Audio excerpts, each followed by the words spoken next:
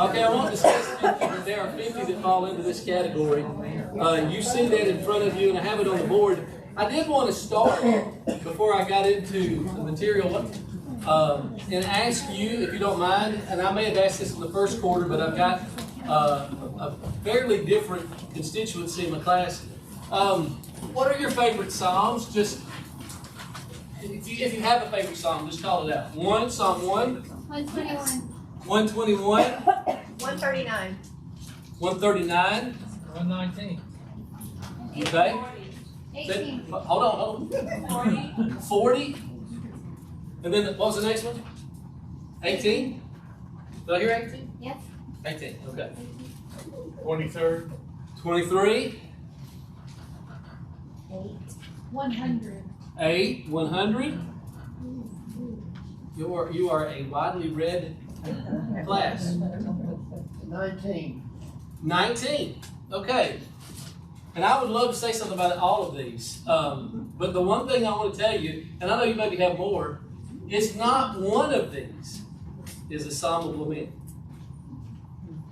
And I find it interesting that it doesn't make the top of our list when numerically it tops the Holy Spirit's list of the type of Psalms that are found in the book of Psalms. How many Psalms are there? 150. About 50 of them are Psalms of Lament. Now, I'm not going to dig into the content of that, but I did want to give you, for the extra miler, I didn't put it on your sheet. If you want to put this somewhere, if there's any room on that sheet, here are the Psalms of Lament. I'm going to pause just as we go through to point out a few things. First of all, 6 of the first 7 Psalms are Psalms of Lament, 2 through 7. Of course, Psalm 1 is not. Psalm 1 is kind of the prologue of the book of Psalms. It's kind of the blueprint for the entire book of Psalms. Psalms 9 and 10 are Psalms of Lament. Psalms 12 through 14. Psalm 14 and verse 1 is a well-known passage. The fool has said what? In his heart, there is no God. It's in a Psalm of Lament, and we'll see how it fits into that structure. Psalm 17. Psalm 22. Psalm 22 is probably best known to us. If you know something about Psalm 22, is what? Yeah, it is probably the most messianic of all the Psalms.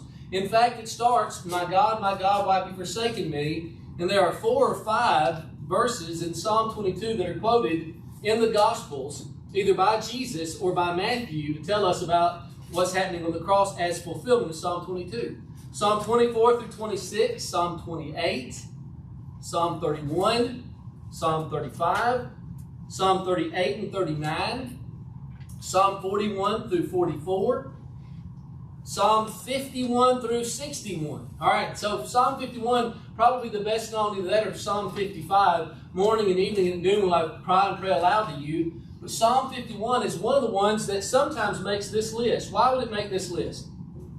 What do we know about Psalm 51? David was remorseful. Yeah, this is, I'm going to put a circle around it because you didn't say it. He says, he begins by saying, have mercy on me, O God, according to your loving kindness. According to the multitude of your tender mercies, blot out my transgressions. And it's basically David's response when Nathan comes and tells him, you're the man. Psalm 64, Psalm 69 through 71, 77, 79 and 80, 82 and 83, 85 and 86, 88 through 90.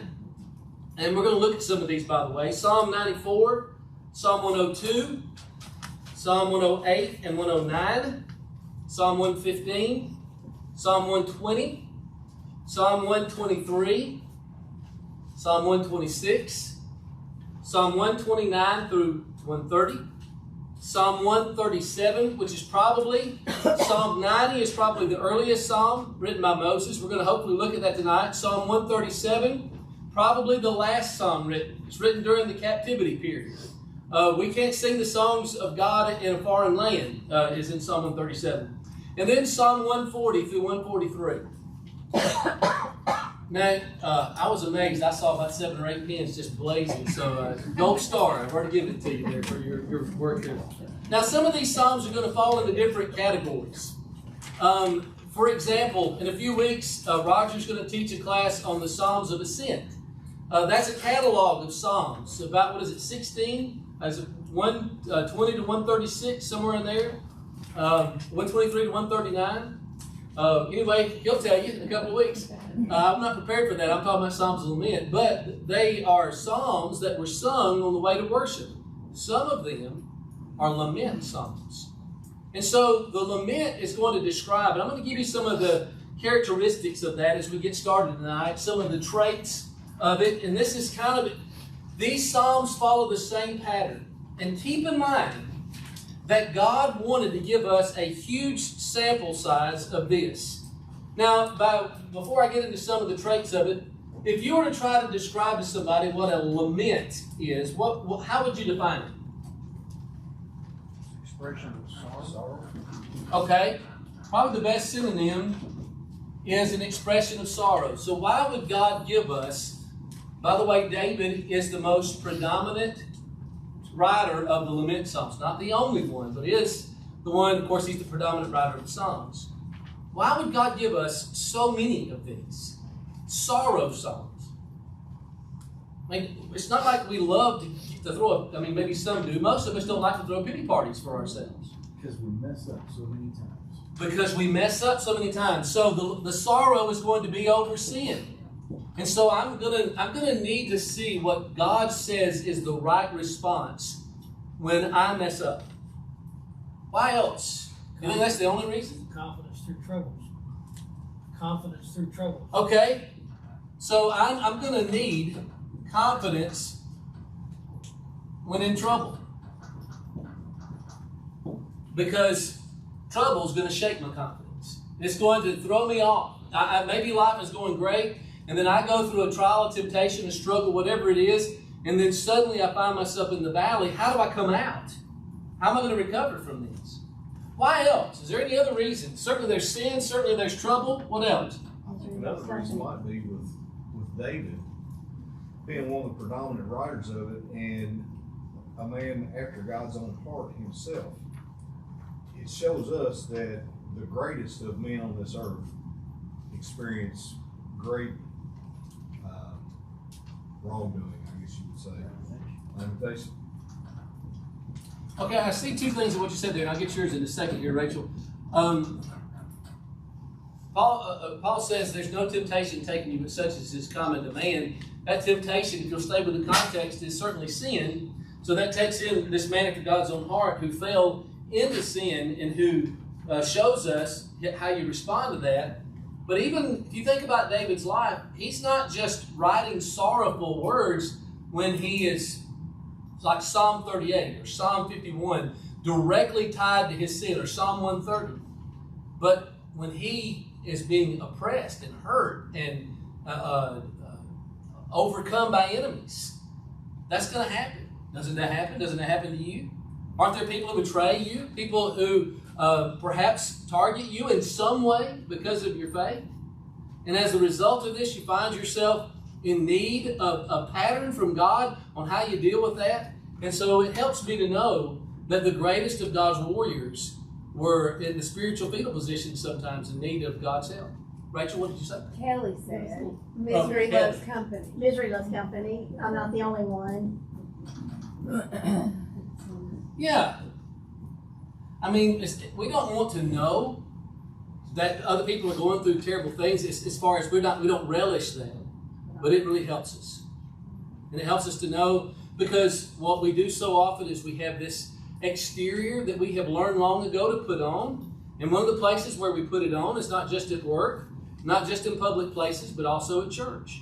And there is a balance in that. We're not to just wear our emotions on our sleeves and wear people out by constantly being the one that they know is going to come up and just bear all their sorrows all the time. That's an extreme. On the other side of that, it helps me to know that there are other people who are going through things that bring them over their head, and they need divine help. Okay, so these lament songs have several characteristics that pretty much follow this pattern as you look through the psalm. We're going to read some of them tonight. This particular style is the most common is the individual lament. There are community laments where the nation is crying out. And we're not going to look at any of those particularly. We're going to look at the individual laments. Those are the predominant ones. it begins with an initial calling on the Lord. And that call will sound differently. It may be, out of my despair, out of the depths have I cried aloud to you. But it so often is just simply, I call or I cry to you, O Lord. So when you see that, reading through the Psalms, if you didn't write down my list really quick, you're going to know you're in a lament psalm. Okay, that's the first piece. Number two, there's a complaint or a problem that specifies the reason given for the lament. We're going to see a lot of different reasons. You've given some of them that we've already noticed. The third thing that will happen after that is a prayer. It's a prayer requesting that God hear and respond in respect to whatever the source or the reason for the lament is. So look for the prayers. And there are a lot of prayers in Psalms that aren't laments.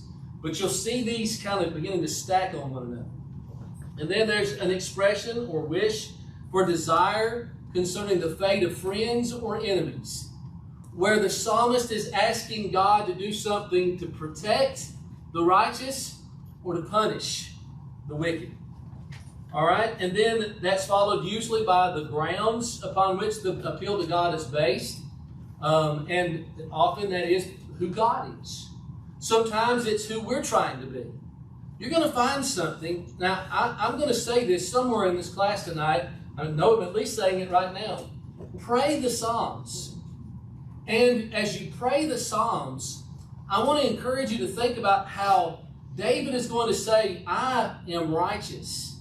Now, can you say that in an unqualified sense, as if you never sinned? No.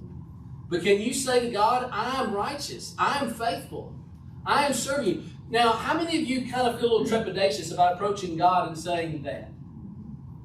Yeah, me too. So here's what I can encourage you to do. Go straight to the Psalm and pray the Psalm. It's the Holy Spirit's words. You're just saying them to God. And if there is some glaring sin issue in your life that you need to resolve, if you're impenitently doing something, handle that. But if you're just weak and struggling because you're human and you're striving to walk in the light, you realize you can pray that prayer. I am righteous. I am faithful. I am your servant. And appeal to God on that basis. And then there's, and this is what I love about the Psalms of Lament. I don't know that there's an exception to this. After all that you see that bottom bullet down there? A concluding expression of confidence that the appeal is going to be heard and responded to by God. So what you're going to see is a progression through these Psalms. It begins in a very low place. But by the time that the psalmist gets to the end, there's this abiding confidence that because of who God is, it's going to turn out well. All right, so I want you to think about this being the songbook of Israel, the songbook of the early church, that this was how spiritual people worked through difficult times. This is how they navigated through trials and temptations and struggles. They were open, they were honest in expressing their feelings to God. They would say, I'm hurting, and it feels like you're not responding to my prayer. They felt like God was distant to them. And it bothered them, and they told God so. They felt like God was ignoring them, and they said so. Now, if you're in, and I guess there's so many ways, maybe through social media, through the various ways that we connect, there are going to be people, maybe through email, text, a lot of different ways, and sometimes it's more indirect like that. Maybe you are somebody, maybe as a spiritual leader, that somebody comes up to and says this. But in one way or the other, people are going to come to you and they're going to say, I've just got something, a burden so big. Maybe it's one of these, maybe. And I feel like everything else in my life is on pause. And this is all that's going on. I'm obsessed with this. If anybody's ever come to you and has mentioned whatever that specific problem was,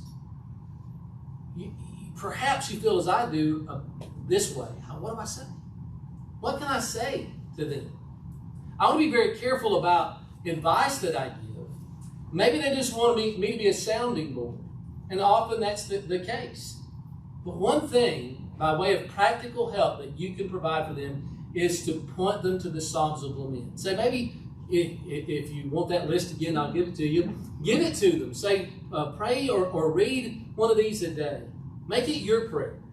And pray to God through this and see if it doesn't help through what you're going through. Okay, so As we look at, you'll notice I'm not going to drill deeply on all these outlines, but I am going to try to go as far as I can. I want to leave you some time so that you can do a psalm as we did last week. I'm going to start in Psalm 3. That's of course, in the first book, and I call this prayer in distress. This one is a short psalm, so we'll take the time to read it. I don't have my Bible open, so if somebody will read Psalm chapter 3 very quickly and very loud. Lord, how many are my foes? How may I rise up against me? Many are saying of me, God will not deliver him. But you, Lord, are a shield around me, my glory, the one who lifts my head high. I call out to the Lord, and he answers me from his holy mountain. I lie down and sleep. I wake again because the Lord sustains me. I will not fear, through tens of thousands assail me on every side. Arise, Lord, deliver me, my God. Strike all my enemies on the jaw. Break the teeth of the wicked. From the Lord comes deliverance. May your blessings be on your people. Okay, one thing you're going to find as we go through here, and maybe you caught it in this song, that a lot of our songs that we sing in our psalm book today have phrases or entire lines from the Psalms. Did you catch the one in Psalm 3? You're my glory. You're the lifter of my head. Okay, that's from Psalm chapter 3. So, as we analyze this prayer in distress, here's just 6 quick things that we see. We see that it's a prayer because of intimidation. Verse 1 and 2. As he points to the source of his distress, and he searches for deliverance. It's a prayer that centers around the intimidation that he feels. Number 2, it is a prayer for protection. Verse 3 and 5. He credits God for being his shield, for giving him rest, for giving him strength. It's a prayer for protection. Number 3, it's a prayer that expresses devastation. Verse 4, David just cries to the Lord. Your prayers change from day to day and circumstance to circumstance.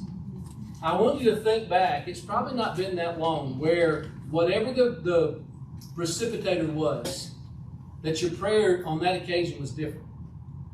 It wasn't a standard, and I don't know, I follow a pattern.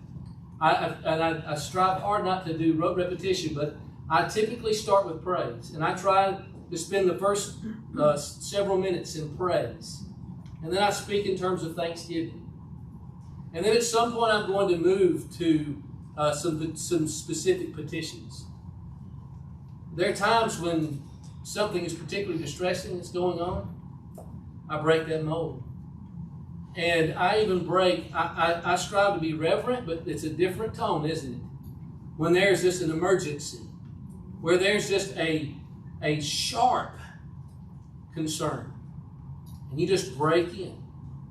And it's like a child to a father. It's like a helpless one going before a power or an authority. It's just different. And you'll see the psalmist, and remember, these are psalms of lament. And he just cries to the Lord. Think about the times in which that's been your prayer life. But there's also, it's a prayer wherein there is invigoration. Verse 6. David foresees courage in the face of many foes. In the sleep he arises with renewed strength. It's also a prayer of imprecation. I'm going to devote an entire class to imprecatory psalms. And again, this is not something that we do very often, and perhaps something that we're really hesitant to do. When's the last time you called a curse upon somebody? Your coworker or your neighbor, an enemy? Yesterday. Well, I don't know how personal we want to get here. But David does it a lot. This is, by the way, chapter 3 and verse 7 is the first imprecatory phrase of a great many in the book of Psalms.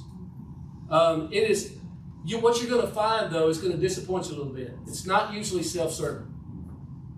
It's not to make me better and more exalted. It is a righteous indignation on behalf of an offended God or an offended people. The widows, the poor, the needy. You'll find that that's how it's used. Or the people of God against a stronger enemy. And then it's a prayer of exaltation. Remember our pattern in the Psalms? It ends with an expression of confidence. There's a praise and petition to the God that he knows is able. All right, so that's Psalm chapter 3. And I am not the greatest multitasker. But that's all you have anyway. There's your title. But you have that on your sheet. Next we have, where is God when I have trouble? Sounds like a lament psalm. Let's go to Psalm chapter 10 very quickly. Psalm chapter 10. I'm not going to read that one. It has 18 verses, and there are several that I want to get to.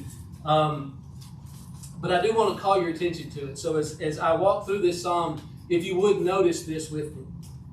There are two people in this psalm. And if you had the time, you could pick them out. Maybe you, as you kind of looked over it, you see who the two distinct people are in this psalm. Anybody see them? The wicked is one, and the afflicted. There they are. Those are the two people in this psalm. And it concerns the plight of the afflicted. This psalm is not focused, the subject is not the wicked. The subject is the afflicted. And this psalm reveals several things I want to show you that will be helpful when you go through that. Number one, our perception in the time of trouble. Somebody read verse 1 for us. Why do you stand afar off, O Lord? Why do you hide in times of trouble? All right, so what is our perception in time of trouble regarding God? God's not there. He's distant. Tell me you haven't felt that before. Not because maybe even your faith is wavering, but because of whatever it is that you brought to His throne, or how often you brought it to His throne. That this is an inspired response of a righteous person. It's not disrespectful, it's not irreverent, but it is an indication of how we feel in time of intense trial. God is distant. Now, the predominant perception that he has, unfortunately, it colors his thinking, is not about God. When God seems far away, what do we focus on? Okay, we're either going to focus on ourselves, which is the backdrop of the psalm. If not ourselves, who are we going to be focused on? So in this psalm is the source of our trouble, the wicked. So if you look at verse 2 through 11, if we had the time, he talks about the wicked and how the wicked seems to be getting away with, even though he's righteously trying to serve God and God seems far away, here's the wicked. And he seems to be so secure, nothing's bothering him, nothing's troubling him. He thinks that he's in control. He seems to be in control. What the text says is that he hurts others, he doesn't seek God, he prospers, his tongue is sinful, and so often that's kind of the default position that we have. It reminds me, if you want to put this note on the side, Psalm 73. When Asaph is writing this psalm, and he was detained for whatever reason, is not able to worship with the people of God. And in that period of time, maybe it's between the services, he is saying, it just looks like the world is in control and that they're never going to have to answer for anything. They don't fear and respect God, and yet everything is going their way. And this is what I thought, he said, until when? Does anybody know? Until I went into the house of the Lord. What will change my perspective about how things are going? My perception. When I come with among the people of God. When I come to worship God, and I come in with the presence of others into His presence. Number two, this psalm reveals the prayer that the psalmist prays in verse 12 through 15. It is a prayer for deliverance, verse 12. It's a prayer for remembrance, verse 12 through 14. And it's a prayer for vindication, verse 15. When I struggle, the first thing I can do is drop to my knees in prayer. That's what the psalmist is saying. Number three, this psalm reveals the praise. It's just a fact. I'd like to go deeper into these, but I just want to kind of point you out some things you can go back and look at. He acknowledges God's power here. You'll notice that, do you have in your, whatever your version is your Lord capitalized? Yes. Okay. So if you don't know what that means, that's Yahweh. That's the self-existent one. That's the personal name for God. That's that name that can't be pronounced, that the Jews in such reverence regarded that name. So that's the name that the psalmist uses here. And it points to His power. 5 times he uses that in this short psalm. He acknowledges in that verse God's position. You are king. And he acknowledges God's duration. Never another king, whether better or worse. He is king forever and ever. Now, that's almost unfathomable in our democracy. None of you here are old enough to remember FDR. After FDR, it changed. He served 4 terms. He died in office. I don't know how long that would have gone, but he served that many times. Of course, I don't know, some of you constitutional folks might that are stronger than I am on that. If that was an official enactment, if it was an amendment to the Constitution, I think maybe it was, but a president can only serve 2 terms. So, good or bad, 8 years. And then we have another. You think about the Roman Empire, in which the first century church would have been established. Those Caesars, those emperors, are going to have varying terms, but they're not going to last but so long. And of course, they're only going to last so long at their longest because of their mortality. But the psalmist here can grab onto the fact that you and I serve the same king he did. And if the world lasts another 1,000 years, he'll still reign as king. As we sang so beautifully tonight, our God reigns. And then this psalm reveals a perspective. He's confident. What can give us proper perspective in times of our trouble? Well, just 3 quick things. Compare your troubles to others. Y'all all have heard about the story about the guy who's carrying his cross and he prays to God.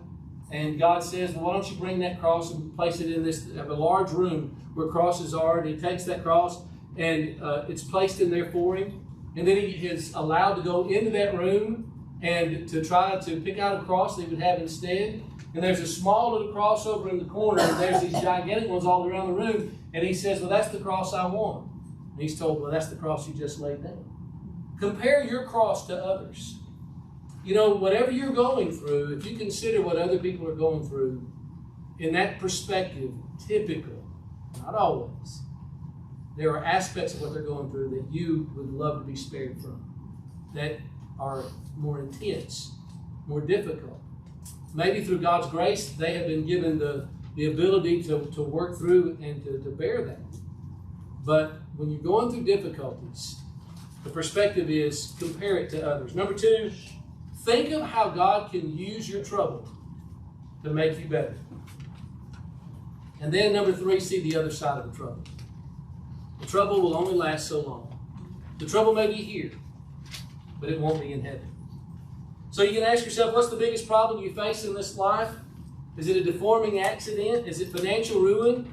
Is it the loss of a family member? Is it bad health? Is it the fall of a nation? None of these are too difficult to overcome through Christ. Philippians 4:13. That's all we'll say about that. Psalm 35. I'm just going to give you an outline really quick because I'm going to get to Psalm 42. God's work among the righteous. I'll tell you what his work is, and I'll give you the verses for that. God is the defender of the righteous. Defender, verse 1 through 3. He is the victor, verse 4 through 8. He is the Savior, verse 9 through 16. Rich material, if you'll just read through those paragraphs and see how that's developed. And he is the sustainer, verse 17 through 28. All right, that's it on Psalm 35. Psalm 42, the questions that life drives us to ask God. On Sunday mornings, I'm teaching the young adult class on how to study the Bible for all it's worth. And what we do is just what you guys do at the end of class, is we take a little bit of time, and which I'm going to have to do here pretty quick. I'm going to pause the Psalms after this one and give you your chance. But I asked them I printed off Psalm 42 and Psalm 43. And I asked them to make connections, make observations, recurring words, verbs, all those different things. And I asked them, what stands out in this psalm to you? What's something that really rises to the top? And most of them got it. And if you had the time, you'd get it too. There's questions. I want you to notice, in fact, there are 4 questions. And those are the main points I want you to see here. I'll say a little bit about that. I want to say more, but it looks like my time's getting away. And I want you to have fun with filling out your psalm, so I want to get you there. Number 1 is, when shall I come and appear before God? That's verse 2. This is a question of anxious anticipation. Think Matthew 5 and verse 6. Blessed are they that hunger and thirst for righteousness, for they shall be satisfied or filled. Or Psalm 63 verse 1, we sing that one. As the deer pants for the water, so my soul longs for you. So if we had time, we would notice what this thirst led him to do. Look at look at that first stanza and see what his thirst, his yearning led him to do. Things like worship, to have a better outlook on life, to be satisfied, and on it goes. Number 2, the question is, where is your God? Well, this is not asked by the righteous, this is asked by his enemy. It's a question of unrighteous undermining. And as they asked at the end, you're going to be asked today. You go through something that's unforeseen and that's very difficult, despite your people know about your faith, and they don't necessarily share your dedication, your conviction, and perhaps in some way or the other, it's asked implicitly or explicitly, well, where's your God? If he is so powerful and he is so benevolent and so good, why are you going through this? That's what's happening in this psalm. What I would point you to is we're not at the end yet. I think about Jesus on the cross. Philippians 2 verse 8 says that he died the death of his servant. Think about Psalm 22. But think about what's on the other side of that. In Philippians 2 verse 9, wherefore God also highly exalted him and gave him a name that's above every name, that at the name of Jesus every knee should bow and every tongue should confess. And so as we're enduring the ridicule of the unrighteous, remember, we're not done yet. This is not the end. It's so easy for us to think that it is. Number 3, why are you in despair, O my soul? This is a question of painful perplexity. And then number 4, why have you forgotten me? Verse 9. This is a question of helpless hurt. At times we feel like God's forgotten us, but remember, how could God forget us? In Psalm 139, verse 15 and 16, we can't go anywhere, get away from his presence. Our God knows exactly what's going on. I'll point this out and then I'm going to get you to the backside of your page there. I want you to look at the chorus of this powerful hymn. There's 3 verses and then there's a chorus after every refrain. And in the chorus, we learn this. We should be full of faith. God is the antidote. And most importantly, God is present. You never go through a single moment of trial, tragedy, and despair but that God is with you at your side. All right, on the bottom of your sheet, do you see Psalm 141? Let's do a psalm together. All right, so what we'll do is, it looks like you'll have about 6 minutes. I want you to make every connection that you can. And if you're a speed reader, writer, and a developer, you want to come up with a little outline, that's good too. We'll see what we have time for. But go ahead and take that. Look for it. And I think I left you room at the bottom for some instructions, just as I did last week, similar instructions. What is the psalm about? How does he develop the theme? Are there recurring words? How would you outline it? Can you put those words into buckets or categories? And can you make some connections? All right, so get busy for about 6 minutes and then we'll talk about what you come up with.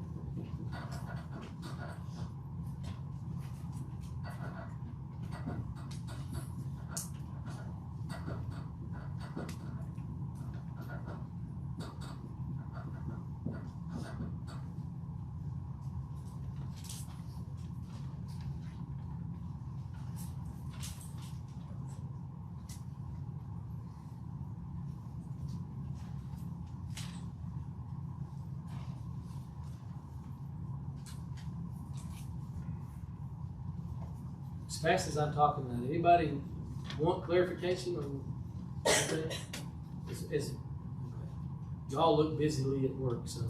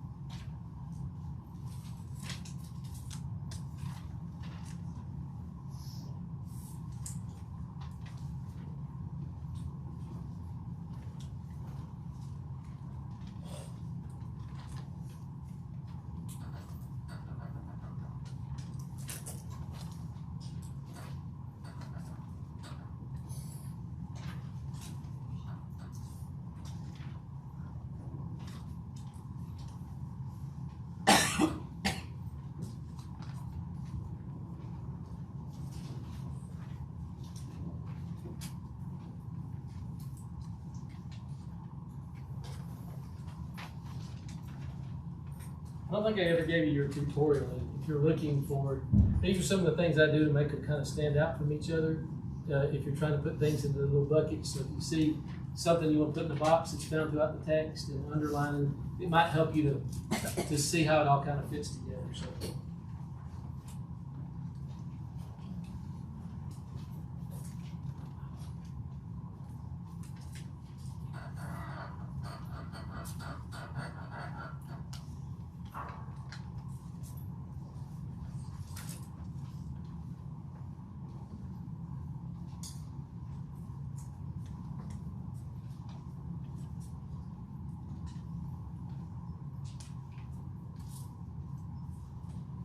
How many of you want more time? You okay? So, all right. We'll go to the bell.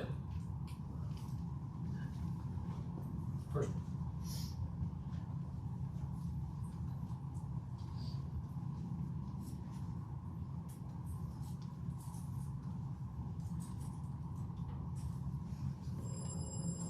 Okay, there it is. All right. Real quick, anybody want to give their thought about what this psalm is about? Avoid being wicked or evil or. Okay. Keep you safe from the Avoiding the temptation of the world. Okay. All right. All right, we'll just kind of leave that over here. We'll come back to it. What are some of your observations? Any repetitions? Protection. Okay, did you happen to count or note where it was in there? Set a guard, keep watch, do not leave, keep me from 5 times. Good. Verses 3, 4, 8, 9. Is it safe to say that's pretty distinct bucket right there? Okay, there's a bucket. All right. It's something that falls into a broad category that you find within the psalm. Good. What else? Any other repetitions? There are others. The trap piece. Okay, let me catch back here. Some form of wicked. Okay, who was that about? I heard about I said calling out to God. Oh. It says, "Oh Lord," 3 times. Good.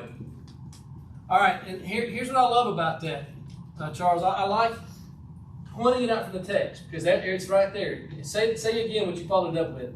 It says, "Oh Lord," 3 times, and then "Oh God" also. 3 times, and then oh God. All right, that calling out, that's a bucket, but you see it consistently throughout there. Very good. I heard some other things. Wickedness, okay, how does that lined out?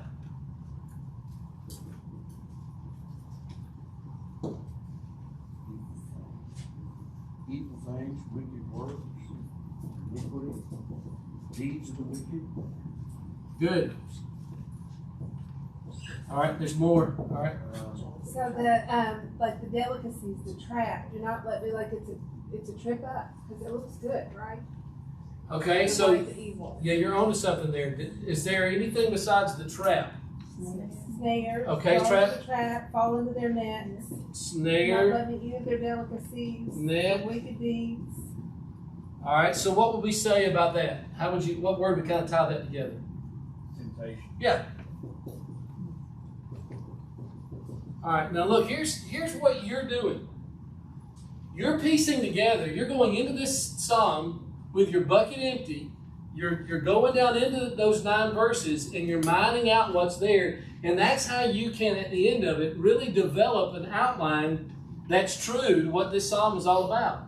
We're starting to see some things. A need for protection, a calling out to God, an awareness of the reality of temptation, an enemy, a foe, wickedness, anything else. Any other observations? Go ahead. I noticed a lot of body parts. Yes. Mouth, heart. Good. Eyes, jaws. It's a and it's going to function in a certain way. It doesn't just sit there. But what about those particular things? And I have my voice, verse 1, my prayer, verse 2, my hands, verse 2, my lips, verse 3, my heart, verse 4, my words, my eyes. I may have missed one. My ears. And And some of those are more than once, right? So what about that? It's either something I'm asking for help with, or that I'm dedicating, or that I'm doing with. All right, so we're still drawing stuff. We're still taking the bucket down into the well. We're bringing the water out. We're going to do something with it in a minute, okay? But we're getting it out right now. Jennifer, what'd you have? That was what That was yours? Okay. Anything else? Charles? I think a very powerful part is verse 5. Okay. Where he says, "Let the righteous smite me in kindness and reprove me, it is the oil upon my head." That calls out to me of Apollos, where he was teaching and needed correction. And I think that's a wonderful thing to see here. It's not just there's wickedness in the world, but it's if the righteous see that I'm doing wickedness, let them correct me and let me not be negative about that correction. Very good. We're getting into some of the purpose and some of the, what's at the heart of this song. The other thing I didn't hear you call out, maybe, yeah, go ahead, Kay. This might be close to calling out to God, but there's a lot of worship phrases. Good. Call to you, prayer, incense, eating, offering, my eyes toward you. Yes, very good. And I wish we had time to the second bell. I heard it. The other thing is how many verbs where he is calling out to God. There's like 12 or 15 of them in this song. Now, this is try number 2. Your homework is come next week with an outline. We've already drawn the water out with the buckets. What I'd like you to do is to take that, the work that you've done here, and come in and maybe tell me how you would outline this. Because what would happen is, once you have this outline, what you could then do is put some meat on those bones, and you can have a Bible class. Or you maybe have a sermon that you can preach on an occasion. Okay? And it's the Holy Spirit, through the psalmist, wrote the outline. All you got to do is find it. Okay? The joy of discovery. All right.